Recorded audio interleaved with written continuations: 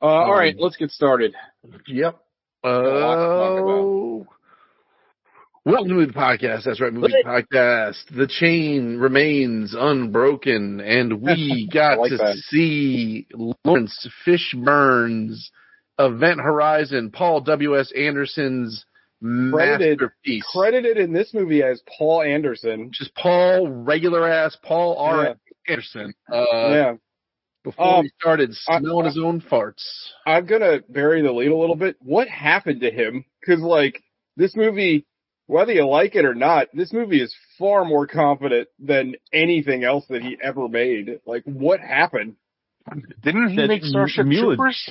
No, that's Paul Verhoeven. I wish. Oh, wrong Paul. No, Mila Jovovich pussy got him fucked up. He made all the Resident Evil movies, and he also made the first Mortal Kombat movie, which Mortal Kombat's fun. And Sean, the first Resident Evil's not bad. I was talking to Gogs. Sean, didn't he make, am I wrong, didn't he make Soldier that we watched on the show? Wasn't that also him? The Kurt Russell movie? I think so. I think he did. That might be his first movie? That movie fucking rules. Which we liked. Yeah, that was good. Anyway, we watched Event Horizon, a movie I swore that I saw, but as I watched it with Gogs, I'm like, I don't think I ever watched this movie. That's crazy. I've seen this movie a dozen times, I think I've just seen so many clips from this movie, I thought I had seen it. But no, I had never seen this film. Well, the whole movie's kind of clips, but we'll get into that. Shout out to Clips, by the way, and the new album. Oh, yeah. That shit goes hard. Yellow Diamonds look like pee-pee. But yeah, we watched Event Horizon. So Soldier, he directed that right after this. 95. Wild. Soldier. Yeah. As Paul Anderson. He was Paul Anderson for Soldier and Event Horizon and Mortal Kombat. Was Mortal Kombat before this or after? Mortal Kombat was 95. Event Horizon 97, Soldier 98. He becomes Paul W.S. Anderson in 2000 with The Sight. And then from there on out, then he's got Resident Evil, Alien vs. Predator. When does Boogie Nights come out? Because maybe that's what inspired the middle initials. I think also 95. I could be wrong. 95, 96, maybe? You know what I mean? And then it's he blew up, and then I'm Paul Thomas Anderson. He's like, well, I'm just going to have an extra initial. Boogie Nights was 97, so same year as this movie. Okay. All right. Well, let's get into it. What did y'all watch this week? Alec, you weren't here last week. Start with you, buddy. Did you watch Higher Learning? I did not. Yeah, you didn't miss anything. It was a movie.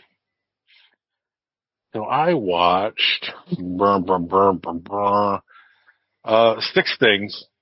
6 Things, hell yeah! I'm gonna glaze over a few of them. So a few weeks or months, I don't know how long. Time doesn't mean anything anymore. At some point, I talked about a movie called Lone Star Shark. Yes, which is an hour-long Zumo original. Oh yeah, well, I remember you bringing up Zumo. I didn't even know what it was. They made 2 more. They both came out on July 1st. Wow. Lone Star Shark 2 and Lone Star Shark 3. They're both an hour and 5 minutes long. Basically, this company controls a shark. They let it loose in a lake, a freshwater lake, where they send people kayaking, and then they bet on if they're going to live or not, and watch via video. It's awful. But they're an hour long, and they're really fun to laugh at how bad they are. I just think it's funny they stretched that out to 3 films. Sounds like something the Rumble would bet on from the Money Plane. And they, the biggest kick I got out of the whole thing is the production company is B-22 Films. Oh, like 8, man, that's good. Really rip it off, A24. Love that. I watched, Birdemic. Oh God. Which is another, it's terrible, but it's a nice short movie. That's a classic, awful, good, bad movie. Everybody always talks about Birdemic. It's kind of like the sexy sister film to The Room. It's more of the people's bad movie. Yeah. I've never heard of that movie. Birdemic Shock and Terror. Alec, was your favorite part of the movie when they ask where his girlfriend is and he goes, I don't know, I think she's taking a shit? Yes. That was my favorite part. And then they just pan over to her and she's dead. How did you feel about them driving in real time for the first 8 minutes of the movie? Yeah, I was like, what is happening here? Like, did they forget to actually film anything? But no, it's like him driving for 10 minutes to a job interview, if I remember correctly, or something. For some, in some kind of green energy solar? I don't. That movie is fucking wild. It is, and then he meets a supermodel. Yeah. Who's getting her pictures taken in a seedy hotel, but not in a room, in a hallway. It looks like, but it's not even lingerie. They're in swimsuits for some reason. Yeah, full bathing. Yeah, it's something else. I can't recommend it enough. I think it's really short too. I can't really remember. Don't watch the sequel. It's another one of those movies. I don't know if you know I know a lot about this because it's another one of those. The production's almost more interesting than the movie itself. But he wasn't aware that it was funny. But then it's like Tommy Wiseau. Everybody thought the movie was funny as shit. So he tried to make a bad movie on purpose, and it's not nearly as interesting. Not as good. Yeah, I always hate that. Hanging out with my family, having ourselves a party. We gotta watch that movie sometime. We'll never get to it though, because nobody's in it. Nobody's in it. Yeah, it's unreachable. I have to be a birthday pick. We watched Miami Connection. Oh hell yeah! Oh man, I'd never seen it. Stacy found it. Somebody was talking about it on a TikTok about good bad movies, and that movie is something else. Your best friends have talked about that movie many times on this show. It sounded familiar. Some of the shit sounded familiar as we were watching it, but I couldn't place it. And I was like, did we watch that on the show? And then I looked back. I was like, no, we definitely didn't watch it. I guess it must have been you guys talking about it. Bro, when he gets the letter from his dad, that's Maurice Smith, by the way, former UFC heavyweight champion prior to being famous. That shit is so good. Yeah, it's wild. I thought you were Arpon. Oh my god, it's so good. That guy also wrote and directed the movie, by the way. Aren't they in a band too? Isn't that? Yeah, they're in a band and they're fighting a group of motorcycle ninjas who are also fighting a drug dealer. Maybe it's fucking wild. The whole thing is wild. The fucking soundtrack slaps too, by the way. Oh yeah, friends forever. Fight. I can't remember the song, but they're so ridiculous. And the songs that they sing in the group are almost telling the story as it's going on. Oh yeah, it's insane, but it's definitely worth a watch. Please tell me the next movie you watched is New York Ninja or Hard Ticket to Hawaii. Dude, New York Ninja is amazing. You need to watch New York Ninja, Alec. It's incredible. It's on the Plex. It's amazing. New York Ninja is a movie where they, which company is it, Sean? Vinegar Syndrome? I don't know. One of the boutique, Blu-ray DVD houses that put out kind of lost movies. They literally found New York Ninja, it was in the trash. And then they pieced it together and they made it into a movie and they dubbed it over. It's fucking hilarious. It's so good. It is Vinegar Syndrome. And Alec, they didn't have the script or storyboards or anything. They just watched all this disparate footage and put a movie together out of it. And it's wild. It's so fun. That's the reverse of Kung Pao, Enter the Fist. Yeah, it's pretty much. It's really good. I love it. I think the year it came out, I think it ended up in my top 10 because I liked it so much. It got a 96% on Rotten Tomatoes. It's Citizen Kane level. It's so good. I have one tabled movie. The last thing before the tabled movie is a movie called, it's a Lifetime original, I think. Or it can't be Lifetime. It was, I forget what it was on. I think we watched it on Tubi. It's called Get Off My Lawn. And it's about this couple that buy a house from, not a family whose grandfather died, but the kid from the family is obsessed with the house, and he gets progressively crazier and crazier about them changing things and making changes to the house and decorating differently, and he keeps breaking in and resetting the house to the way it was, the old furniture and stuff. and like things just escalate more and more to the point where he decides he's going to murder them because he can't deal with them changing the house. But it's all really stupid and really funny. Sounds amazing. Nobody of any note is in it except for the male lead. Not that it's of any note. He's the brother of Tia and Tamara Mowry. Nice. Like in canon or like no, like IRL. Oh, His name is Taj Mowry. Not that that's a brother. Not that that's of any note because I don't know that he did anything else besides this movie, Nepotism, like 25 years later. Right. Is it intentionally funny or is it funny? I think it is. To be funny? It leans into some of the stupidity really well. Like it knows it's a terrible movie and it like definitely leans into it. Honestly, the premise isn't terrible. Like you could turn that into like a pretty decent horror movie. Like it's kind of an interesting idea. Yeah, it wasn't bad. And there's some parts where it's like, yeesh, it's a little like gory and kind of creepy. Not like to the point where you ever like skeeved out, but it's like, yeah, that's kind of creepy. That's kind of weird. Why is this kid such a psychopath? Yeah. The last thing I watched is Tabled because TJ watched it. I don't know if anybody else did. Gogs did too. Nice. Are you talking about Fantastic Four? Yeah, me and Gogs. Fantastic Four. That's my favorite part of the movie. Fantastic Four. Did you see? I saw a TikTok where I don't know what it's probably Alamo Drafthouse or something. But anybody that bought the Galactus popcorn head and walked by, they had like, yeah, but they had like a small group of like 8 or 9 singers like sing the Fantastic Four thing to them every time they walked by. All right, that might have gotten me to pop $80 for it. Me and Gogs and Gogs' son, we all watched it.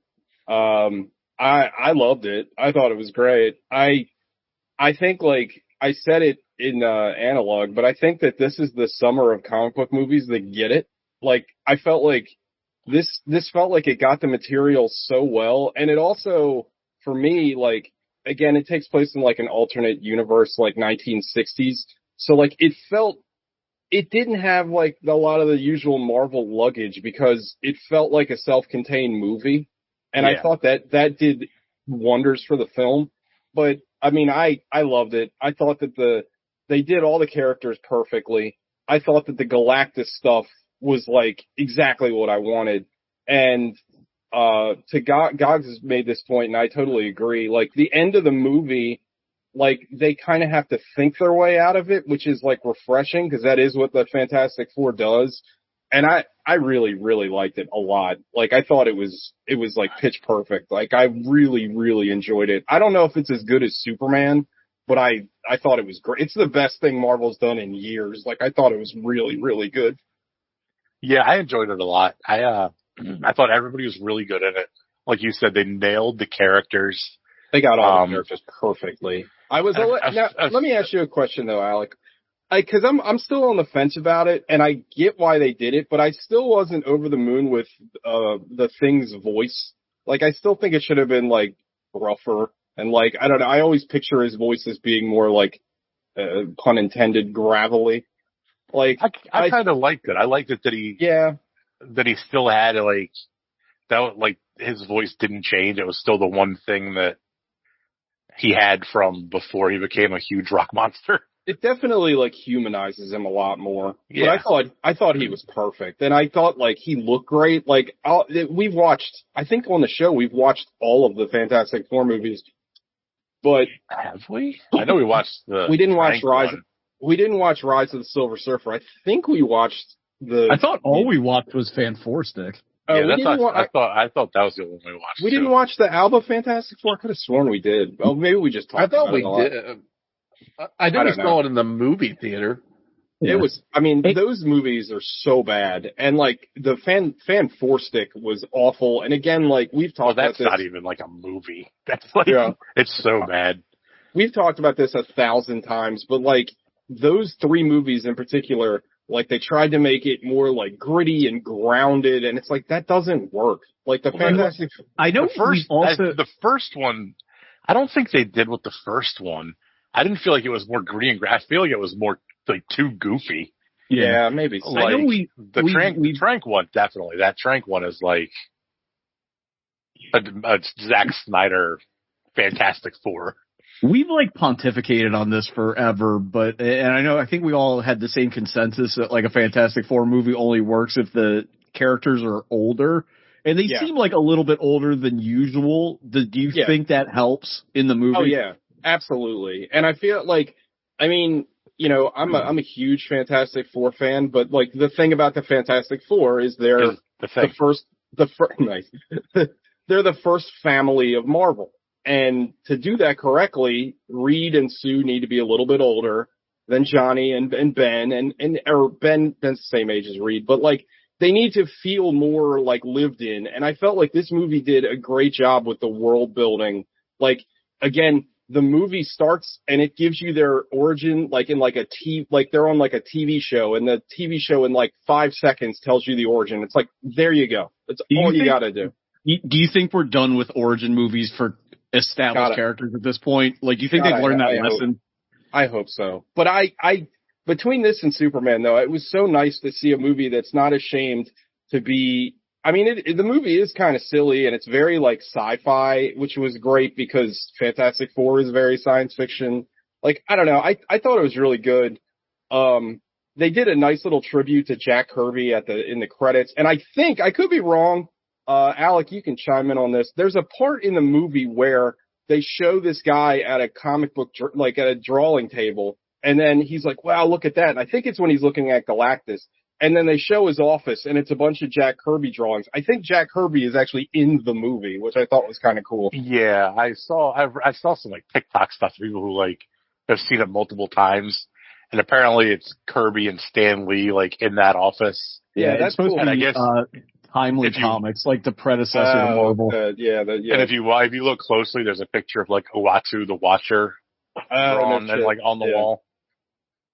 But yeah, I thought it was great. I thought it was excellent. I loved it. Stacy loved it. We both thought it was a lot of fun. It was nice and light, and like you said, it didn't bring 30 movies worth of history with it. You could just watch this one for what it was.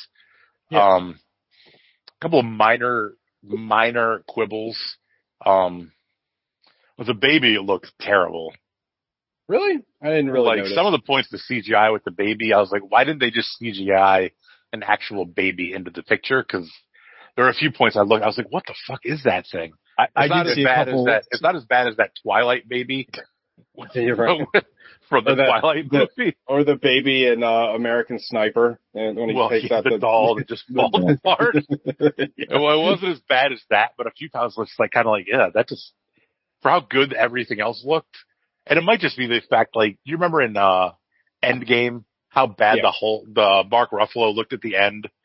Yeah. And you're just like, the whole movie, like, everything looks fucking great. Then you see that, and you're just like, what the fuck?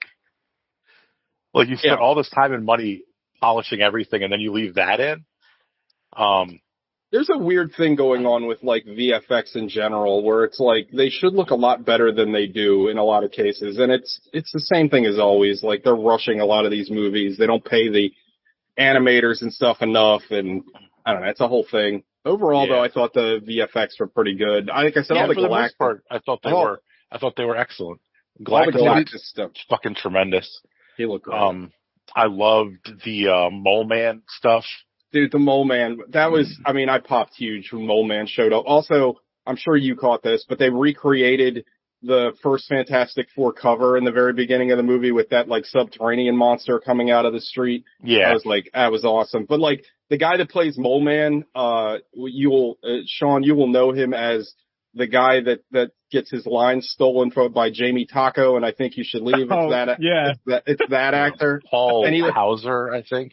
And he was also the Juggalo in It's Always Sunny in Philadelphia. That Charlie mentor actually knows him personally. Oh, really? They were like counselors. They went to the same summer camp in Saginaw. They're from the same town. That's cool. But anyway, Gogs, what did you think of the movie? I mean, I loved it. I'm not I don't know the most about the Fantastic Four, but from what I know, it felt very genuine to all the characters. I think kind of like how Mr. Terrific kind of stole the show for me in Superman. I feel like The Thing sort of did it for me in this because I really just liked how and maybe this is always the Thing's bit, but they juxtaposed like the toughest guy with like the softest, most human side of all of them. Agreed. I loved the way that they were able to, because I was really happy about this because like I know it's central to the character, but it was kind of hard to explain to a 10-year-old. I was like, so explain to Vance. I'm like, so Reed Richards is like one of the smartest guys in the world. If he's not the smart, is he the smartest in the Marvel universe? In the comics, yeah, he's the smartest guy in the world. So I'm like, he can do all this stuff. He's smarter than everybody. It's like, but his foil is that he's so smart that he doesn't think about how it affects people, and he's kind of like like he has no emotional intelligence. He's kind of blind to that, and it gets in his own way. And I thought that the movie did a really good job sort of showing that. I thought Vanessa Kirby was great. I loved that Johnny Storm wasn't just like a surfer bro tag along. Like he was like very useful and like portrayed as incredibly like smart and competent. And yeah, they kind of cribbed the, I mean, like with all Marvel properties, like there's 8,000 iterations of the Fantastic Four, but a lot of this was cribbed from the Jonathan Hickman run because they start the Future Foundation in this, which is right from the Hickman run.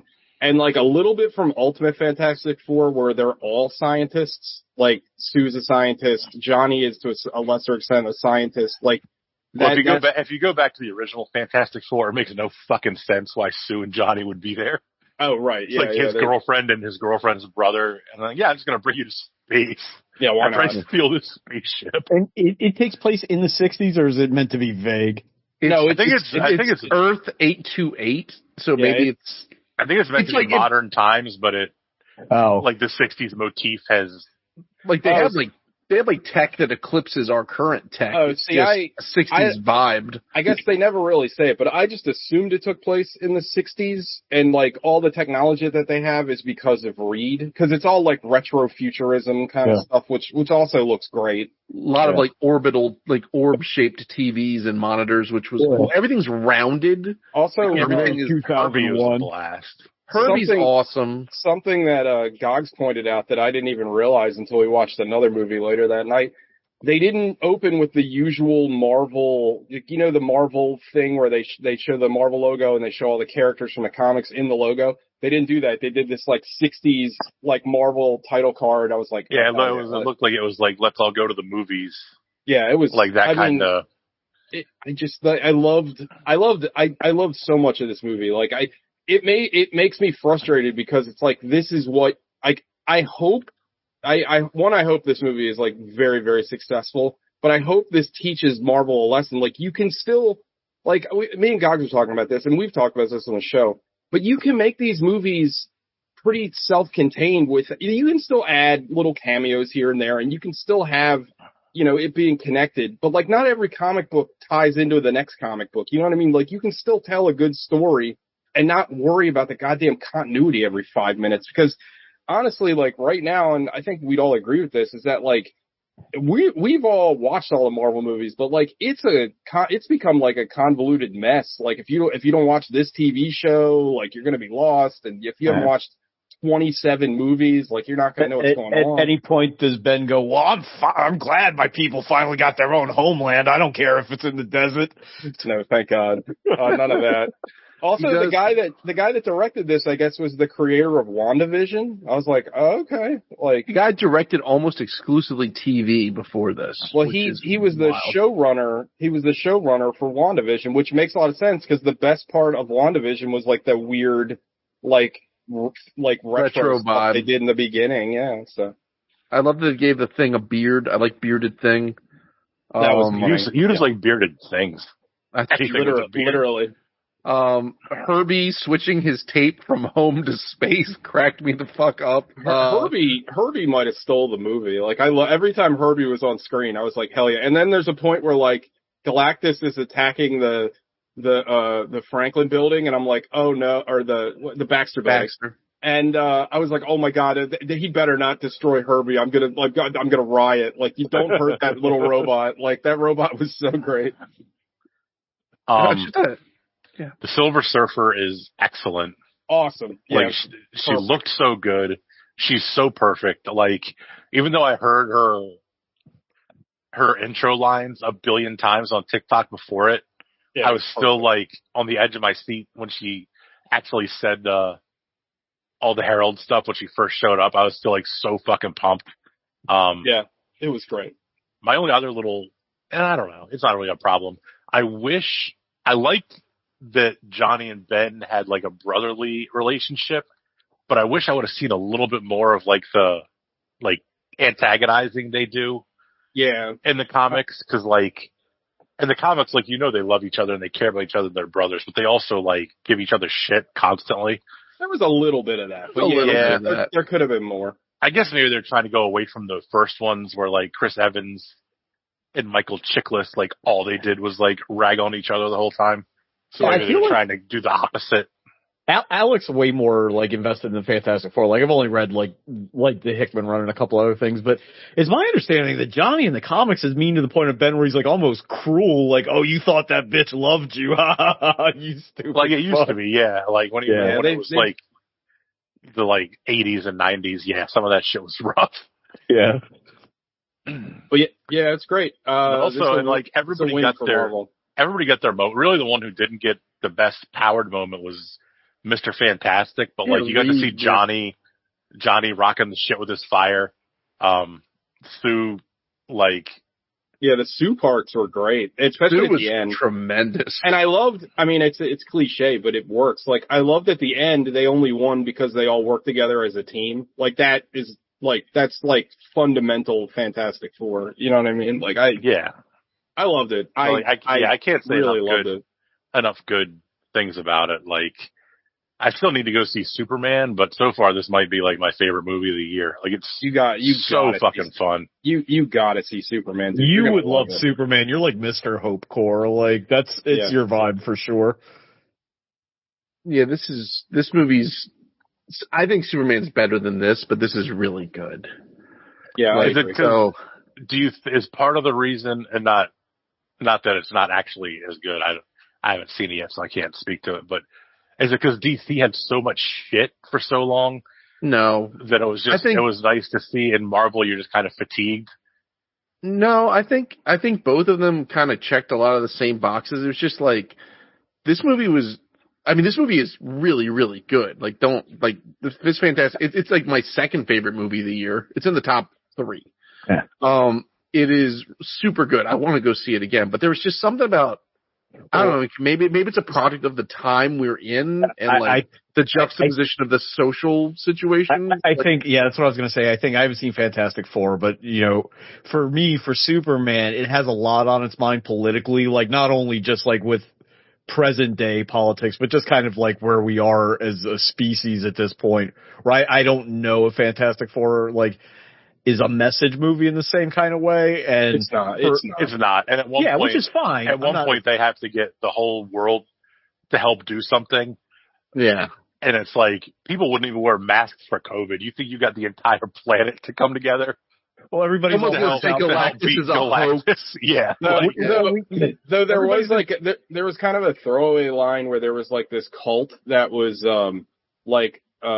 they were like worshiping Galactus, and the movie ends like the credits during the song during the credits is this like folk song about being devoured, which I thought was really cool, but like I don't know, it's one of those things where it's like I in another movie, I kind of want more about that Galactus cult. Like they went out of their way to fucking write this entire song. There's a lot of the movie that got cut out because like, what's his name?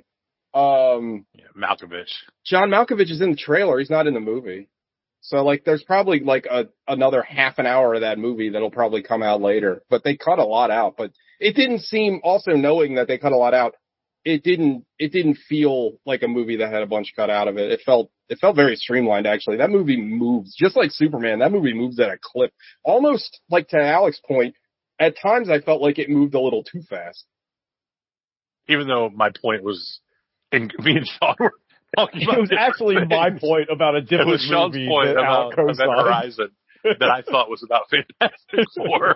Oh no, I meant I meant what you said about Johnny and Ben, like how you could use more of their like banter and stuff like that.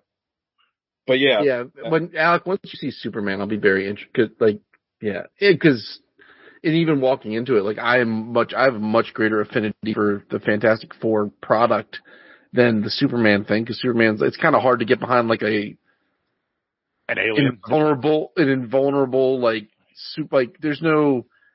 But they did a wonderful job. That movie is so just good, and it's got a dog in it. It's got everything you want. I almost cried. There is no poor choices. There's no poor choices made in either of these movies, in my opinion. But like Superman just nails and like James Gunn's like whole sensibility, the way he approaches movies just makes them fun and like with heart. Like I loved everything about Superman. It's still my favorite movie this year. Yeah. Anything else, Alec? No, TJ. I watched I watched two things other than Fantastic Four. One is Tabled. The one thing I watched outside of that, I'll make very brief. I watched David Lynch's Lost Highway, which is an incredible film. Hell yeah. It's hard to like rank Lynch movies because like I think they're all so fucking good, but like Lost Highway has like, I don't know, kind of everything you like about David Lynch movies. Like it looks great. It's got like this atmosphere that just feels so foreboding the entire time. It feels like the most menacing of his movies to me. What's his name? Robert Blake, who actually murdered somebody, is like one of the most terrifying characters that David Lynch ever wrote. Like there's a scene in this movie where like Robert Blake meets Bill Pullman at a party, and I think that scene is maybe my favorite scene out of any Lynch work, where like if you don't know, Robert Blake already looks fucking crazy, but he looks even crazier because he's got like this like pancake white face. He looks like a Harkonnen, like he looks like something he brought with him from Dune, and he has this crazy like very aggressive haircut, and he goes to Bill Pullman and he's like, "Hey, we've met before," and the way he talks is like very Lynchian, but he's like, "Oh, we've met before," and Bill Pullman's like, "I don't think so." He's like, "Oh, no, I met you at your house." He's like, "I don't know what you're talking about." He's like, "Well, call me right now." He's like, "Call your number." And he takes his phone and he calls his house. And then he's just like, "Hello." And he's like, "How'd you do that?" And he's like, "Hand me the phone." And it's like, it's so fucking just terrifying. And like the intro premise to that movie, and it goes like all Lynch stuff. It goes like super crazy. The idea that what happens is Bill Pullman and his hot ass wife, Patricia Arquette, are these like well-to-do, like, Bill Pullman is like this saxophone player or something, but they keep getting these videotapes, delivered to their house, and they put the videotapes in, and it's just it's like images of their house. And then as the movie goes on, the video camera goes into their house and it's watching them sleep. And that's just like scary as shit. Like that's just like a terrifying concept. And the movie's amazing. The soundtrack's amazing. It's a fucking masterpiece, and there'll never be another one like David Lynch. I mean, I don't know. I'm a huge David Lynch fan, and every time I see a video of him talking now that he's passed, it like legitimately like makes me upset. I think I texted you the other day because I was thinking about him and something came up, and I was like, the world feels like a less magical place without people like him in it. Yeah, and I mean, like, the thing is that always is funny about David Lynch is that, like, his movies are weird and oftentimes, like, really dark and scary, but, like, he seemed like the sweetest person in the world. Like, it's like the Junji Ito thing, like. Yeah, exactly. He seemed like so nice and kind, and like no one ever had anything bad to say about him, and I don't know. But Lost Highway is amazing. Soundtrack also, one of the greatest soundtracks ever, like fantastic soundtrack. The other thing I watched, with Gogs, it's tabled, but I'll just say now, we watched Thunderbolts, which I also really enjoyed. Talk about it now. Yeah, I really enjoyed it. I get Sean's point that like the ending is kind of jarring, but like overall, I thought it was pretty good. I think the movie reminded me of something that Grant Morrison said about comic books, where the problem with comic books is that no matter how far away from the formula you get, you still end up having to like have people like punch and kick their way out of problems. And that's kind of the problem with this movie, where like it goes in a lot of interesting places, but in the end, like you have this force that you shouldn't be able to like punch and kick, but that's how they kind of wrote it. And I feel like they kind of wrote themselves into a corner with the movie. But overall, I mean, I don't think it's on the level of like Fantastic Four, like I just talked about, but overall, I thought it was pretty good. I thought it was funny. Did you get to what I was saying where it felt like somebody really wanted to make Possum or some shit? And oh, the Century stuff is insane. And like for me, like I kind of want just a Century movie that's all about that shit and none of the Thunderbolts in it. But like, I'll take what I can get. I appreciate the fact that they went the Bendis route of the character where he's like a weird, like junkie and like he's dealing with a lot of like personal issues. I know a lot of comic book fans kind of hated that retcon of the character, but I think it's kind of interesting. I think it's also the only way you could ever do it in a movie. You couldn't really do the original Paul Jenkins take on the character. The whole backstory of the Craze of the Century is kind of fascinating, like much more so than the actual character itself. Mm-hmm. But I like the movie. I mean, I don't know. I maybe I was going into it with low expectations because I'd heard some negative things about it. But I came away really enjoying it. Like I thought it was a really solid movie. It was much more so than like most of the Marvel stuff. Like I thought it was good. I do think the ending is a little forced. Like it's kind of like, I don't know, they introduced the Void, and I think the Void's like super interesting and cool, and then it's just like, oh, it's over, and now we have a press conference. I'm like, that ending. It was much cooler when you thought he was actually vaping all those people. Yeah, that's a little bit of like they nerfed it a little, like, because that sequence when the Void takes over is terrifying, and the fact that like the whole city is just being like blipped out of fucking existence, that's horrifying. But overall, I liked it. I love Florence Pugh, and I thought that what's his name? Kurt Russell's son. I really like Wyatt. Him. I think he's going to be a pretty solid actor. I don't know. There's something about it, and yeah, I agree that this still has the Marvel problem where it's like very quippy, but I don't know. In this movie, I felt like it worked a little better than most. Yeah, they had really good chemistry. Like all of them had really good chemistry. I mean, again, like it does suffer from the Marvel writing that everybody hates, but in this one it felt a little bit more organic. But maybe it's just because I like the actors more. I don't know. Overall, I didn't hate my time with it. I enjoyed it quite a bit. So, and it's also a bunch of really good actors too. It's not like a couple of like really good actors, then a bunch of like fill-in or like extras almost. And also, like, not that this is like doing like this is like the lowest like watermark to hit, but like it actually, the movie had like a through line and a theme that it like executed on, which again it's like, that's a very low bar to clear. But like, I mean, it was about people that were awful people that are trying to like work past their regret and like what they're trying to be better. And I think that actually like worked throughout the whole movie. Like, I don't know. I enjoyed it. Like I said, I thought it was pretty solid. Gogs, what'd you think? I'll just pass the mic to you now. It's an interesting idea from a theme to be punching and kicking your way through generational trauma, but they did it. I don't know.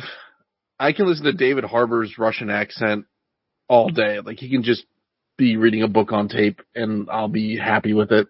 I thought it was fun. Like it's not touching Superman or Fantastic Four, but it was perfectly cromulent. Like I enjoyed it. I thought Bill Pullman's kid did fine. Like I don't know anything about the Century, so I didn't even realize that was Bill Pullman's kid. Yep. I could have used more of the Century in the movie. I thought that they kind of, again, it's a movie that kind of moves a little too fast, because I thought it was interesting when he becomes the Century and he's like, well, I'm a god. Why would I ever listen to you? Like, I thought that shit was like really cool. And I guess like we've kind of already seen that play out in like The Boys, but like I kind of wanted more of him as Century. I was actually hoping when he's fighting the Void, he would like turn into the Century, but like I get what they were going for. Yeah, but I enjoyed it. I thought it was, Florence Pugh's great. Like the woman that plays Ghost, I enjoyed her. I enjoyed, Wyatt Russell and David Harbour, and Bucky's great. Like, I agree. There's good chemistry. They've got a good banter. It's kind of capturing like Suicide Squad vibes, but like a little more grounded and serious. I thought Julie Louis-Dreyfus was great in it. She was really fun. I felt she was just taking her Veep out for a walk, but like I wasn't mad at it. And I like the fact the movie did a little bit more to characterize why she is the way she is. Again, not much, but like it's something. It's more than like a lot of other movies that we've watched. You know what I mean? And I guess at this point, like some of those people in New York that got voided probably also got blipped, so they got to be getting really tired of this. This is like, like Jesus Christ, I need to move. like I just keep like I'm in reality, I'm out of reality. Like what the hell's going on? Shouldn't have elected Mondami. Yeah, exactly. You get a communist socialist, you get blipped. But no, I would watch a second Thunderbolts movie if it came out, and I don't know who they would pit them against. Are they going to be part? I guess they'll be part of Doomsday. I assume. Well, they are. Did you watch the Stinger? No, we did not. There watch you go. The Stinger. I didn't think about that. The Stinger for Thunderbolts. They are the new Avengers, and it says that they call themselves the new Avengers, and they're in like Stark Tower with all the tech and everything, and a spaceship comes into view from outer space, and it's the Fantastic Four spaceship. Oh. Okay. They're like it's like a new spaceship signature just popped into our space, and they zoom in on it. It's the Fantastic Four ship. Okay.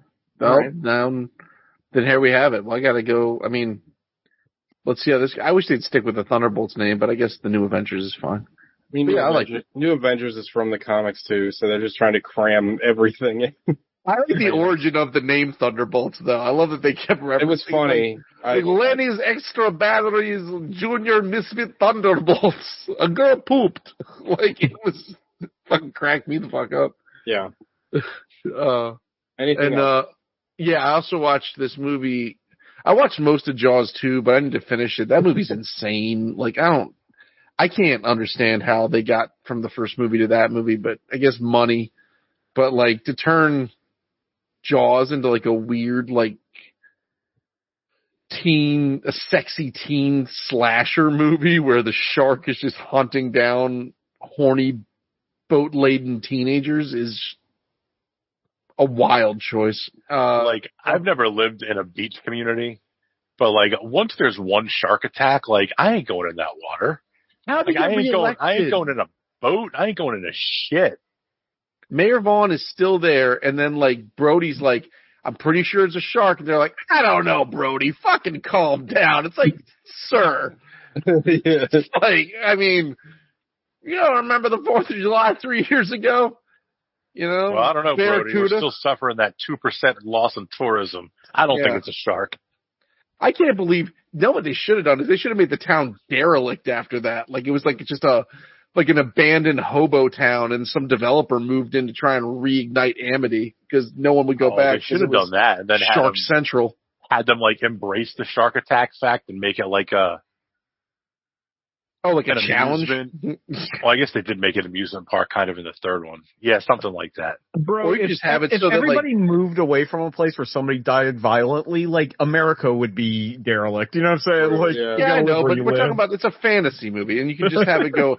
Everyone abandons Amity, and then this jackass is like, hey, you know what? Maybe I should reinvent Amity. And then he goes and like gets a bunch of money and builds it back up. And then Mayor Vaughn, who never got reelected, and his shark cult bring the shark back to re-terrorize Amity, and then like reincarnate, like resurrect the shark. Yeah, like him and that lady who owns the hotel.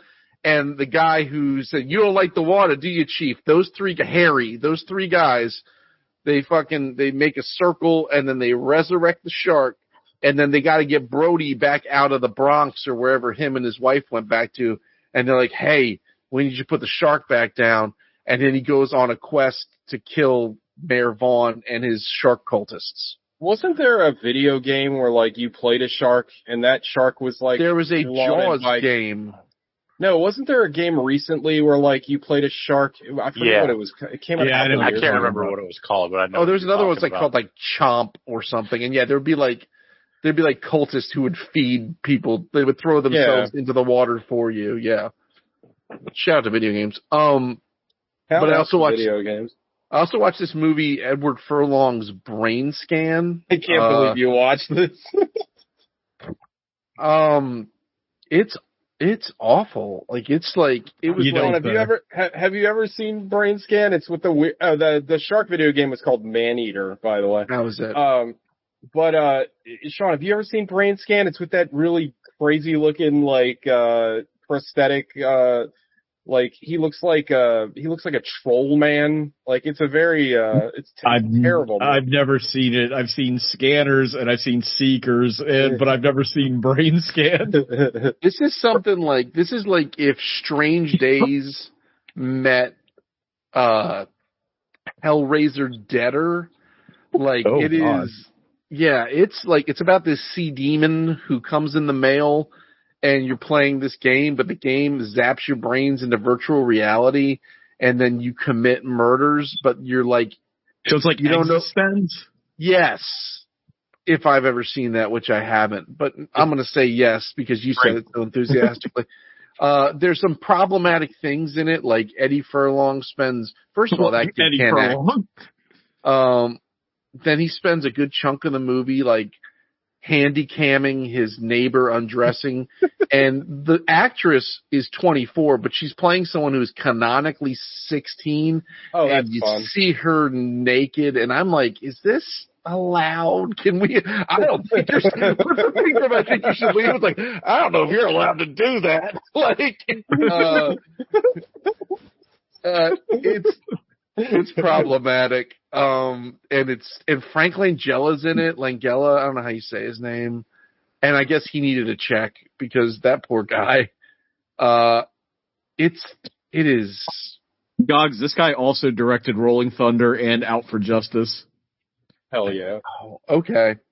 Well, this movie is something. Like it is.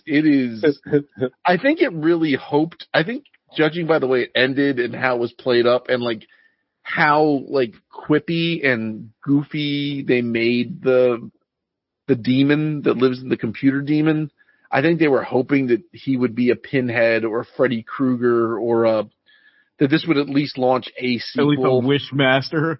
At least a Wishmaster. The fucking first of all, That's pretty bad. That's pretty bad if your bare minimum is Wishmaster. Bare minimum. No, at least a leprechaun. Come on. I will not abide any Wishmaster slights. I am the name of Wishmaster. Dude, the first Wishmaster movie kicks a pile of ass. That movie. What about the third one where he's like, tell my lawyer to in jail? Yeah, tell my lawyer to go fuck himself, and then the himself. lawyer like sticks his head up his own ass. Yeah. Would you be surprised to learn that the writer of the film you're talking about also wrote Seven and The Killer, the David Fincher movie? What? Oh my god!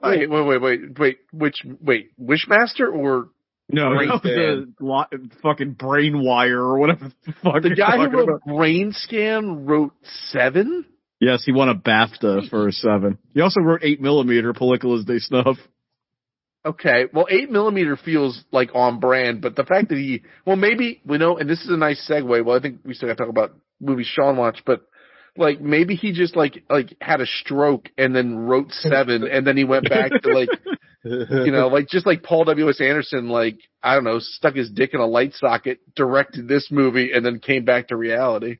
I heard The Killer's good. I haven't seen it, but I've heard good things. Did not care for it. What is The Killer? I don't know if I'm familiar with The Killer. That's the Netflix movie that David Fincher put out last year, or maybe 2 years ago, with Michael Fassbender.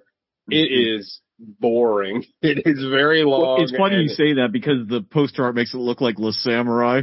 Well, I think I saw that Fincher said it was like a direct influence. I'm like, that movie sucks too. I don't care what anybody says. Like, that movie is boring as shit. I see so many fucking film people say that Les Samurai is like such a great movie. I'm like, why?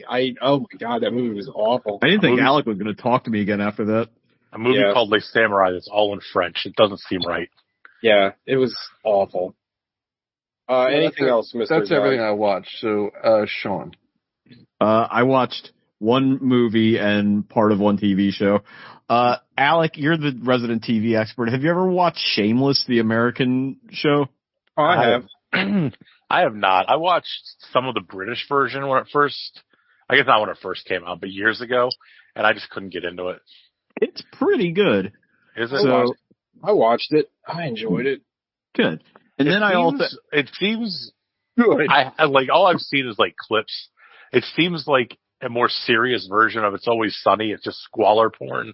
Yeah, awful kinda. people. Yeah, it kind of is. But it's Okay. got a good So heart, am I. I think, for the most part. I mean, I love William H. Macy. yeah, he's great. Yeah, and the William H. Macy guy in the original version is that actor from Boardwalk Empire, and he was in Skull Island. I really like that guy. I always forget his name. Who was he in Boardwalk Empire? He was Nucky's brother, that guy. And he was like in Skull Island. He's the guy who like blows himself up with grenades. Like His name's like he seems like Seamus O'Reilly. He has like a name that's goofy. He's like, in the last season of or third season of Righteous Gemstones as the race car driver. yeah, that's right. Oh, yeah. shit. Okay, yeah. I it's like that guy. Shy Willingham. Is that it? He's Alec, Shea Willingham, yeah. He's a great actor. I like that guy. Alec, a lot. you'll get a kick out of this. I'm sitting there watching Superman, the whole movie you weren't on when I talked about it. And I'm like looking at Jimmy Olsen. I'm like, who the fuck is this guy? Like, I know who he is. Like, I didn't realize till like 10 seconds before the movie ended that he's fucking, the Righteous Gemstones. What's his name? Is not Ezekiel. What the hell is his name? Gideon. Yeah. Yeah. Did you hear the interview with that kid where he got the call to try out for the movie, and for like 15 minutes he thought that he was going to get the role of Superman, and then they offered him Jimmy Olsen? No, that Well, David Corn sweat guy's like perfect. Well, He's did you know wonderful. that Nicholas Hoult was also up for Superman, and they didn't give it to him? So them casting him as Lex, who's jealous of Superman, is like meta contextual. I It's kind of think great. Jack Quaid also read for that. For Superman? Yeah, Lex? it's not a good fit, but No, he's too small. But I did watch a film, like, this is the second time I've tried to watch this movie and like it, and I haven't, so I'm going to keep it on the shelf forever, even though I own it, is 310 to Yuma, the remake. Yeah, The movie's just fucking boring. Like, not a big fan of it. I want to like it. It's got a lot of things I should like about it, but I can't. I never Is that really. the movie that was bought for you as a gift? After they asked TJ what to get you, and he No. deliberately said, "Not that movie." No, you got- what movie was that? It was something funnier than that. oh. I can't remember. No, I can't remember now, but that shit's funny as shit. But yeah, what should I get him? Don't get him this. Whatever Exactly you what- do. Shit, let me look at the Blu-ray shelf. Let's see what's on here. 310 to Yuma is directed by James Mangold too, who I Yeah. generally like a lot. Yeah, it's like, it's one of those movies that just makes you want to watch a better movie. It's like, I'll just watch The Proposition. Not that they're that similar in any way other than them both being Westerns, but it's just like, I don't care for this. But, It's got Ben Foster in it, though. Anytime It that does guy have gets Ben work, Foster I'm in very it. happy about It's it. got a great cast. I mean, yeah. yeah, it's got a fantastic cast. Yeah, like I said, it's got a lot of elements of things that I get frustrated with that movie because I'm like, I should love this, and it's never really connected with me. Yeah. But that was it. I'll go about this movie. So the Event Horizon, before I forget, I just wanted to say this thing. It felt like I could almost see the meeting for this movie where they're like, what's the movie? And they go, well, it's a spaceship that goes to hell. And they're like, great. What else? And everybody just sat there because they're like, we don't have anything else. It's a movie about a spaceship that goes to hell. And that is it. Like, that's all the movie is. It's Aliens meets Hellraiser is what it Bro, is. it's like, I guarantee Hellraiser you, and Doom. I guarantee you they got a note every single day that said, make it more like Alien. People like Alien, even though this movie is not an Alien movie, nor it kind of has like Sunshine Problem a little bit, but go ahead, Gox. All right, so before we get into it, I unapologetically love this movie. I watch this movie probably as often as I watch Starship Troopers. Like, I watch it. It's at least once a year, maybe every other year. Like, I sneak in a viewing of Event Horizon. So me talking about this movie is going to be done with rose-colored glasses, so feel free to jump in and dunk on it as everyone sees necessary. But that being said, Event Horizon, the movie opens, and you learn that in 2015 we did some shit, and then in 2030 we did some other shit, and then like in 2040 we Did made some the more event. shit. The Event Horizon went out to Neptune to go do some shit, and it didn't go well, and that was the greatest. That was the Space Sea Titanic. That was the greatest space mishap of all time. It was the biggest botch, the biggest oopsie daisy that NASA's ever had, and so Real botch job. yeah. So that is the sort of baggage that the name Event Horizon bears with it. So then you're introduced to Dr. Alan Grant, who invented black holes, and he's chilling out on a space station. Well, he didn't invent black hole. He invented a machine that He invented the portable black hole. Yeah, exactly. I feel like his explanation of how it works has been ripped off by at least 30 other movies. Oh, absolutely. Yeah. So he's hanging out, and this lady, this naked broad with no eyes, shows up and talks shit at him. He's like, Sonny.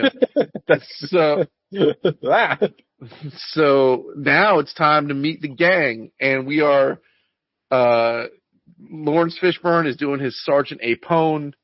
Everyone is getting their gear ready to go on the Lewis and Clark, which is a rescue vessel operated by the UASC or something like that. It was something very similar to whatever the military political body is that runs everything in Doom.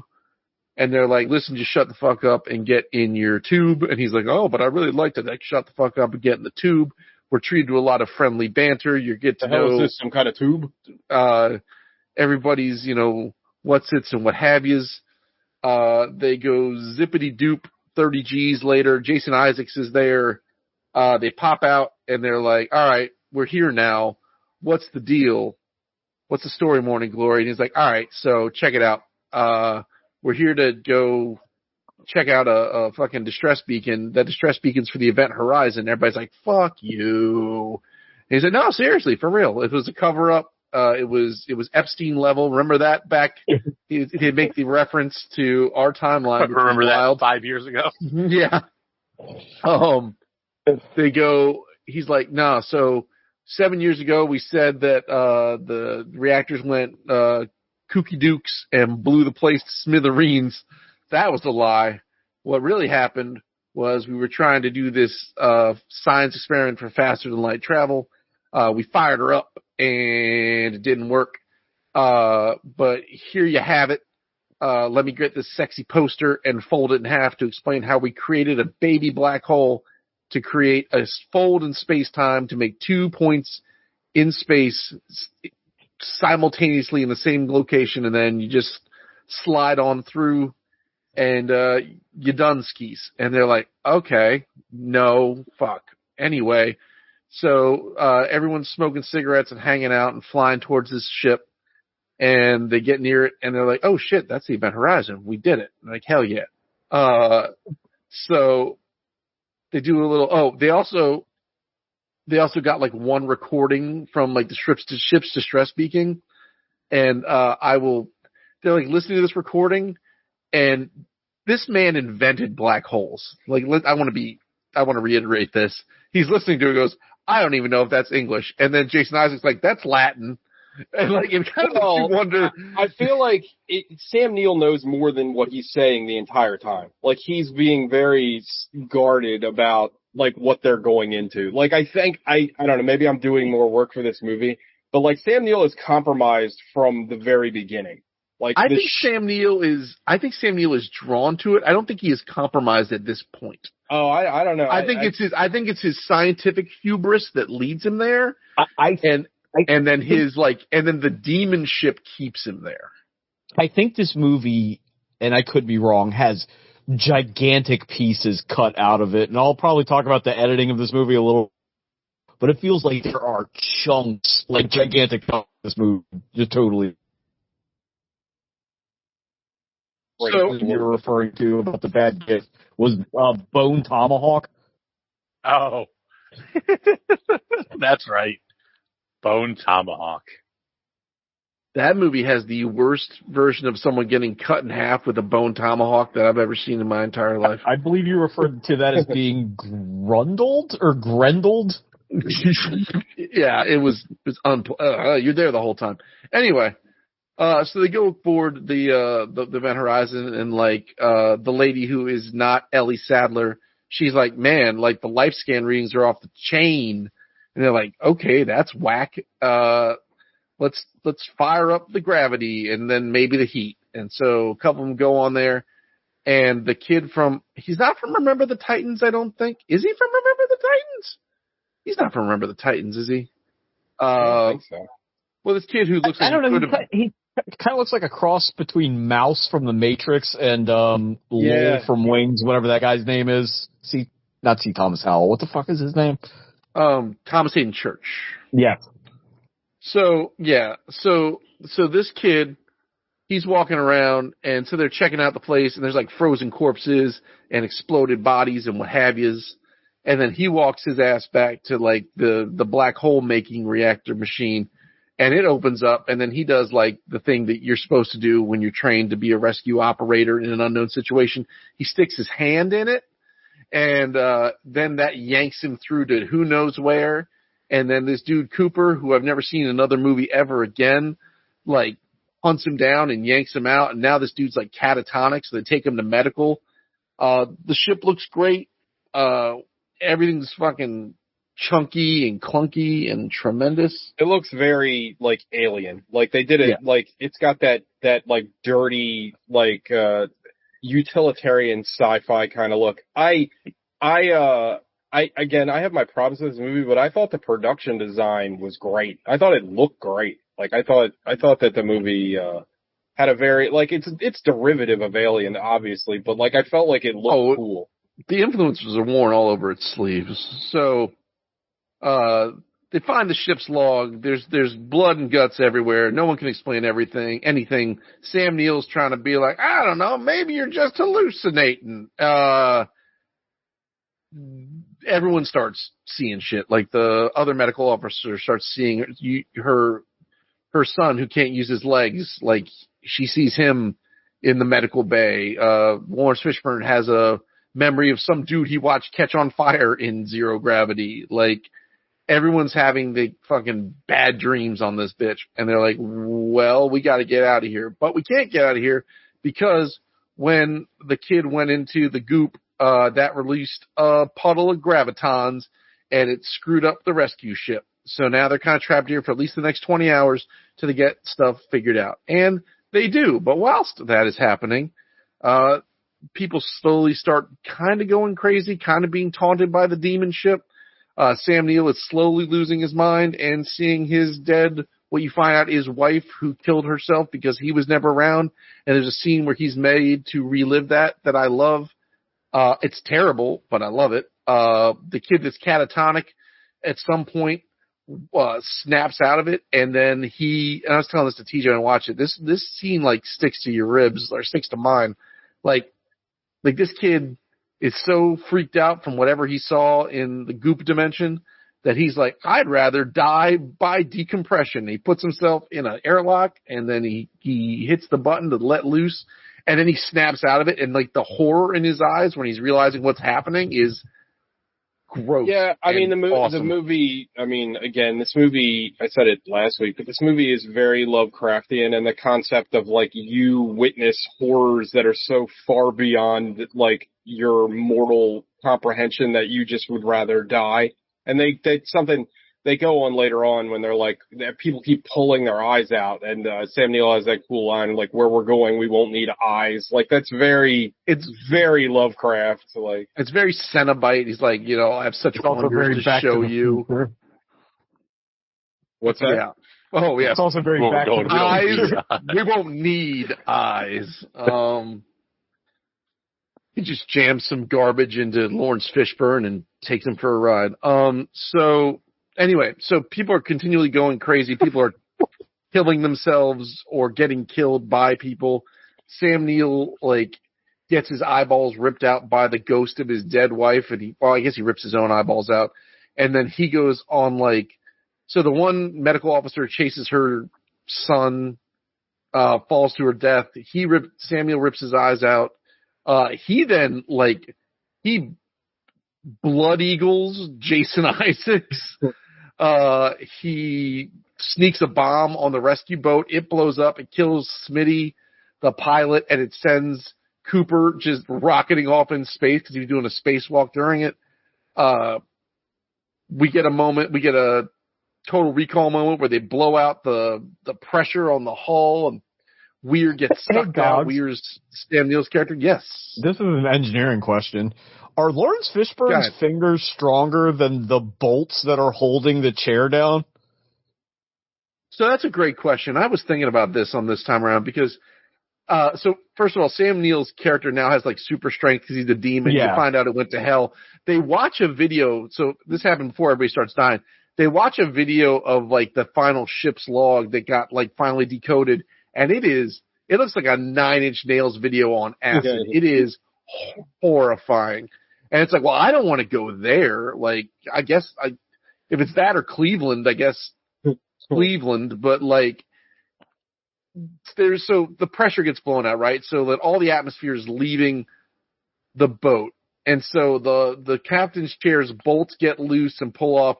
But yeah, Lawrence Fishburne's grip is stronger than that. And then somehow Sam Neill is holding on to the flooring, and the flooring, like, his grip's so strong that he is pulling up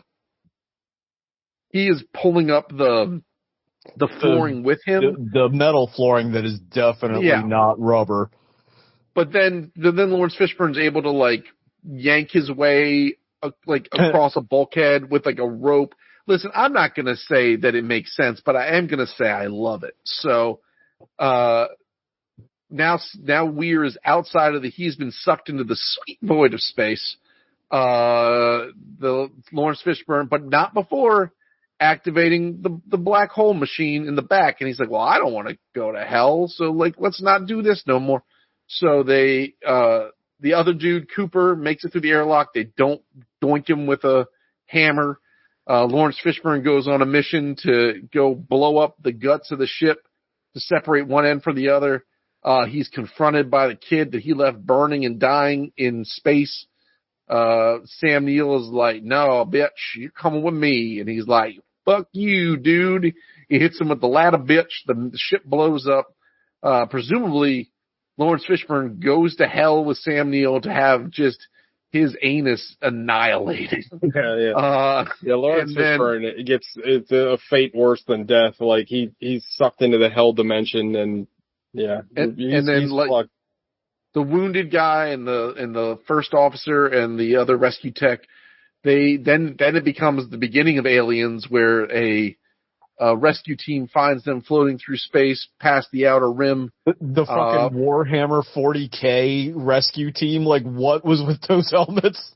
I loved it. And they flip it up. There's Sam Neill, but that's just a scare because Starks is having a nightmare. But then then they're really being rescued, but then there's like an ominous scene where the door closes, and that's the end of the movie. And I love it. I love everything about this movie. I can't objectively. I know it's not great, but I know that I love it. I want to like this movie, I think, more than I do. I think the premise is really good. I don't know. I was kind of like pausing out for a minute, but I wanted to touch on the editing just in general. Like, the editing in this movie is horrendous. Like, shit happens so abruptly, and like, there are scenes where people move across the space in a way that makes no sense, and it's like, what am I looking at? So the only two things I can think is, one, this person who edited this movie never made another film again. Or two, there are gigantic chunks of this movie that are cut out for violence or pacing or something, because this movie is incredibly fast. I mean, they talk about the hell drive, and they go to hell all within. Like, I looked up, this was the first time this has happened, where I looked up and there was less of the movie than I expected remaining.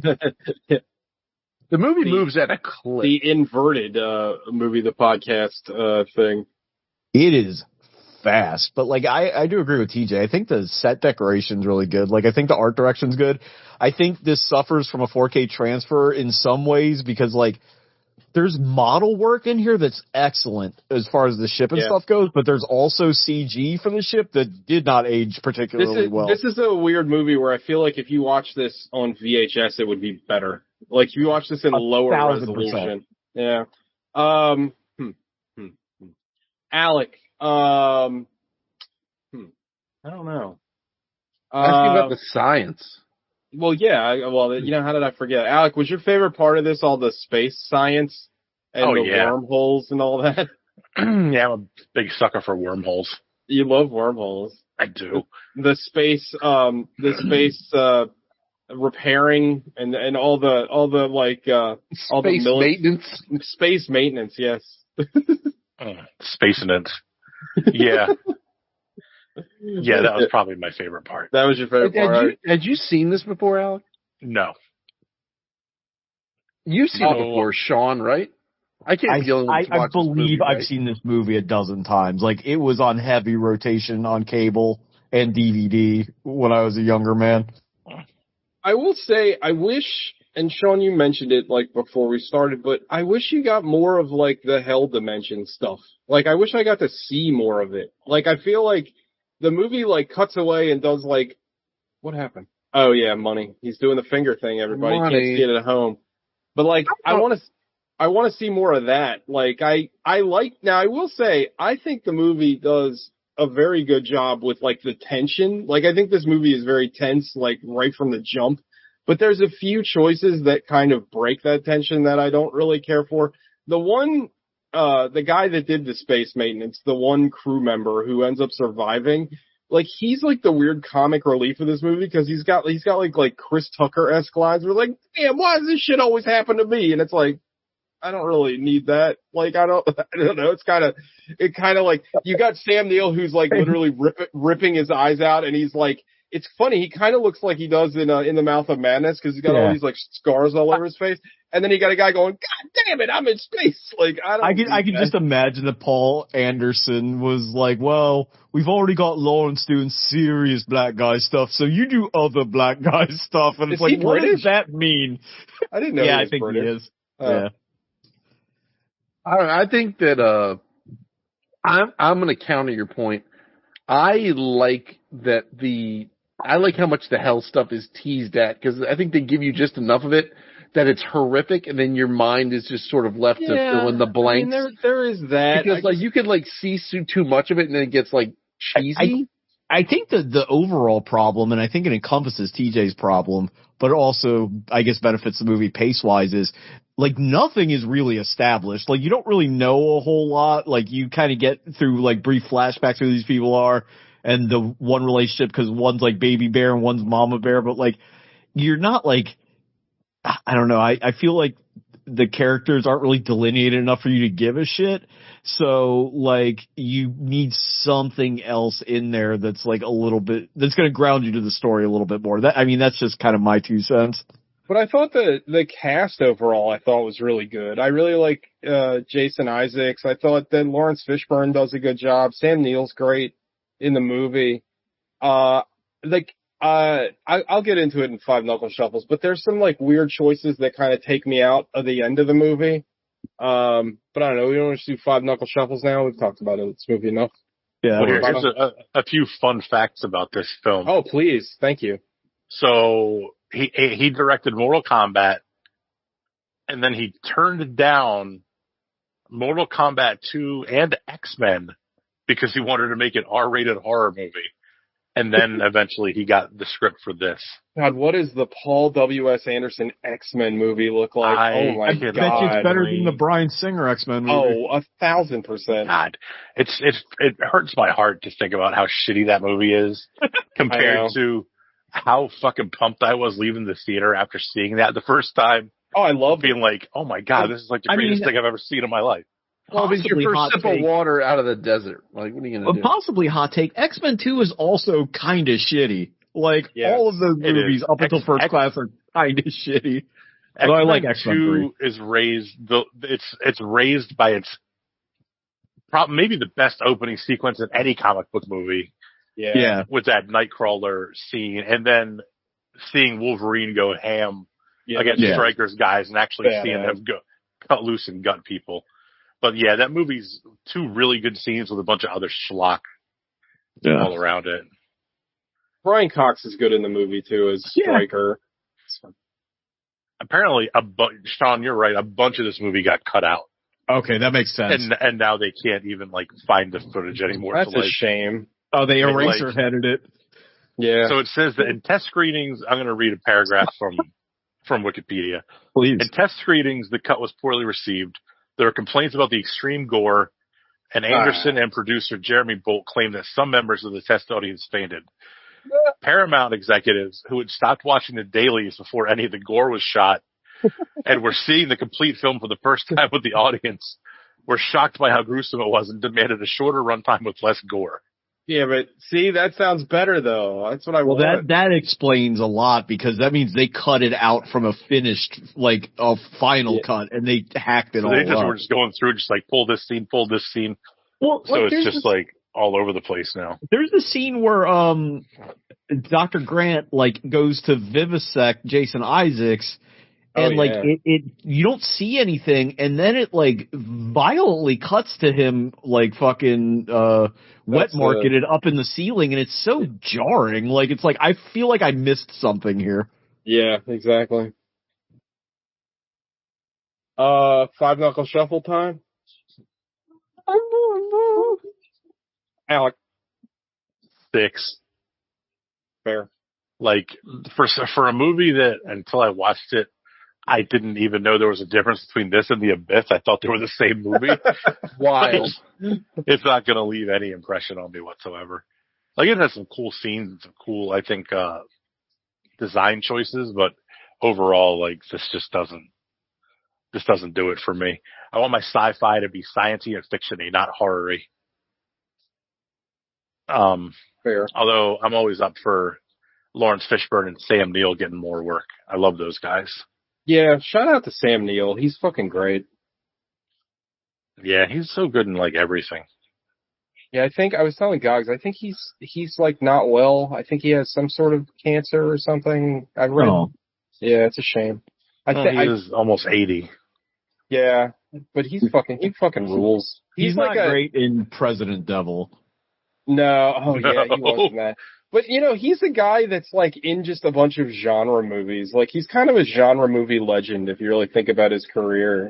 Even in President Devil. You know what I mean? Like he has stage 3 lymphoma, oh, which he will require chemo for the rest of his life. well, pull through, Sam Neill. You're the best. Okay. Pass the torch. TJ. The torch? I don't know. Is somebody The mic. replacing him? Yeah, I don't. The place. Are we getting a legacy cast? I was talking about the 5 Knuckle Shuffle torch, but Okay. that doesn't make any sense either. It's a 8 for me, dog. I really like this movie. God damn. I really enjoyed this. I will say though that like there's some choices that like really keep me from like a 9 or a 10. The final fight between Lawrence Fishburne and Sam Neill has like really weird like punching foley that doesn't work, where it's like it sounds like an old Western movie when they're like hitting each other, and I'm like, why is that in here? Again, I really did not care for that one crew member that's just kind of like quipping the whole time in this like super dour, violent movie. But the positives, again, I thought it looked great. I love the ship design. I agree with Sean that the characters aren't the best. Like, they're not fleshed out that well, but I think all the performances are well done. Like, that one guy that, I've seen him in a ton of shit. But he's like British or whatever. He's like the first guy that dies from the explosion that Sam Neill leaves in the ship. Like, that guy's great. Lawrence Fishburne, I thought was like, Lawrence Fishburne in this movie, I felt like between him and Sam Neill, like they're playing this so serious. And I feel like they almost give this movie more like they're doing more work for this movie than the script is. And like, I don't know, like that little monologue that Lawrence Fishburne had about when he sees the guy that burned to death and he's like, "Did you ever see fire in zero gravity?" Like it just kind of floats around. It's like, wait, like that monologue was really good. Like, I don't know, like there's a lot to like about this movie. I like the Lovecraftian elements of it, like how they've gone past like what humans can comprehend. Like, I like all that stuff. I do agree with Sean that I wish they went harder with it. Like, I wish it went more deep into that stuff. But as it stands, I don't know. I really enjoyed this movie, and I felt like it has like an air of tension right from the beginning. Like, I thought that, I don't know, I enjoyed it a lot. So yeah, it's an 8 for me, dog. Sean. I'm with Boski. It's a 6. I like the idea of this movie a lot better than the execution of this movie. I bet the shit they cut out, if it was back in there, while it might be a little bit slower, I bet it's a way better finished piece. Again, the editing is just so bad, and you know, a part of it I'm sure is not their fault, but part of it also suffers from that like Dimension Films like hyper editing, like in there's a lot of that. It's very new metal. And like you can do the same shit without having those crazy ass edits. Like, I mean, look at Jacob's Ladder. Like, just hold on the stuff for a second and then go. But again, that might have been a studio note. Maybe they did, and they were like, "Yeah, well, no, we can't show all that shit." And like, I don't want to blame the movie for getting fucking like, you know, butt fucked in post, but you know, we got what we got. But it's like perfectly cromulent. Like, I don't dislike it. It's just, it you know, like, you know, there's more here, and it's disappointing that it's not in it. And the cast is really good. Like, everybody loves Fishburne. Everybody loves Sam Neill. Vanessa Redgrave's daughter, what's her face from Nip Tuck? I mean, I like her as an actress. I don't think she does a whole lot. But Jason Isaacs is really good. They should have got, they should have went full Alien and got, what's the fucking king from Game of Thrones? It's the Doctor in Alien 3, Gogs. What's that guy's name? What is that guy's Charles name? Dance. Charles Dance. Yeah. Alien 3 is really good, by the way. But, no, it's a 6. Like, it is memorable. Like I said, I've seen this so many times, and it's not incompetent. It's just, again, there's some choices I don't love. And the way it's cut together is tough for me, but you know, if they could dig this up, or I don't want to say remake it because it would probably be bad, but like, this is a movie that I think is a good candidate for a remake, honestly. Yeah, I agree with that. Yeah. Gogs. I love this movie. So, like, my vote probably shouldn't count, but I'm leaving it a 9. Of course it counts. Like, I don't disagree with any of the criticisms, but I have like such a soft spot. It's got all the things I like. Like, it's got chunky spaceships, it's got crew banter, it's got Dead Space and Doom and like Warhammer 40K and like aliens like sewn all through it. I think it is, of the work of Paul W.S. Anderson, it's the best thing he's ever done. I love Sam Neill in it. I love Lawrence Fishburne in it. I think it's genuinely, like, scary. And there's scenes in it, like I said, there's scenes in it that stick to me. Like, I remember, and I won't, you know, they have made an impact. So, like, it's up there with one of those, like, heavy rotation, like, I have the Scream Factory special edition with the poster. Like, I fucking love this movie. I almost want to give it a 10, but I can't do that in good conscience. But, I think it's a ton of fun. It moves at a clip. Like, it hauls ass. Like, it's going from point A to point B. And from a guy who is very much like a heavy-handed, like ham-handed, like Monster Hunter director, like literally. to have some of this sort of like, even for a movie that moves quickly, it's got enough little like slow burn tension and a lot more show don't tell than you would expect from a guy from a Paul W.S. Anderson. I don't know. I love it. So it's a 9 for me. Nice. All right. I think Sean, it's your pick, right? Yes. You got something for us? Kinda. Like, I was thinking about the Assault on Precinct 13 remake, which I remember not liking, even though I loved the original. Who's the thread? Lawrence Fishburne. He's what got us here. We already did Lawrence Fishburne. Oh, so we're doing Sam Neill? Or anybody else. Anybody else in the movie. Jason Yeah, but Isaacs. Oh shit, Jason Isaacs. Guys, vamp for a minminute. Vamp. This is the worst goddamn vamping I've ever seen. Is anybody in the movie Vamp? Because we could watch that movie. I mean, people are in it. I'm pretty sure Jason Isaacs is in Vamp. Why don't we watch The Patriot? Oh my god. Oh no. Thank you. Okay. I used to love that movie. We could watch anymore. We watch any Harry Potter movie. We could watch. Who else is in Event Horizon? I mean, Jolie Richardson.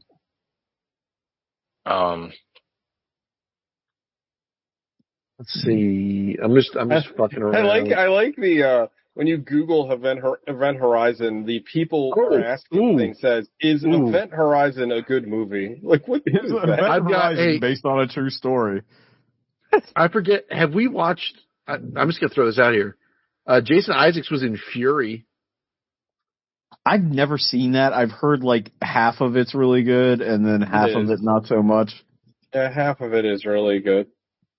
The guy that you couldn't think of, Guggs, his name Jack Noseworthy. Oh, what a what's name! He been in? He was in the movie Idle Hands. He was in Breakdown, a Kurt Russell movie. He's apparently in a Bon Jovi music video, and that's about it. I know he's been in A Dude for quite a long time. Nice. We could watch Black Hawk Down. We could watch Black Hawk Down. That would be a nice reset to get a whole bunch of people for next week. Yeah, there's a million people. You know what? I'm gonna burn this off. Why don't you piss everybody off and pick Possession? Sam Neill. That'll be a fun fucking episode. Jesus. All right, you guys pick. Jurassic Park 3. We can either watch The Matrix, the first one. Oh wow. Or wait, who's in that? Who's in that? Oh, we can't do Lawrence. God damn it, I'm back on Lawrence Fishburne. Get off of Lawrence Fishburne. How about In the Mouth of Madness? I like that. I thought we didn't do that already. No, I just watched it recently. Jolie Richardson is in King Ralph. Oh, well, thank God. Uh-oh. Jason Isaacs in some weird 2003 Peter Pan movie. Yeah, he plays Captain Hook. We could watch Batman Under the Red Hood. Jack Noseworthy is in the following movies, which you boys may choose from. Okay. Terminator 3, Rise of the Machines. Didn't we? Oh, we did not. We watched, which one did we watch? Or Salvation. We watched two of them, didn't we? We watched Genesis too. I didn't watch Genesis. I watched Salvation. Barbed Wire, a Pamela Anderson film. Oh, Barbed Wire. Oh, that might be a good one. Cecil B. Demented, the John Waters movie. Holy shit. We can't watch John Waters movies on this show. Those are your choices, so you may pick from those three. So we got Terminator 3, Barbed Wire, or Cecil B. Demented. Terminator 3. Barbed Wire. Oh. DJ? God, that's a tough choice. Keep adding to the Terminators. We've already watched two of them. Yeah, there's only like 6 more to go. Terminator 3. Okay. The movie that made me hate Terminator 2. With what's his name? Nick Stahl. Nick Stahl and Claire Danes. Yeah, My So-Called Life. And the Terminatrix, the chick from Blood Rain. Yeah. What happened? I bet you it'll be better than any of the last 4 Terminator movies. All right, that's what we're watching next week. Terminator 3, Rise of the Machines. Finally, now I can pick in the Name of the King movie. Hell yeah. All right.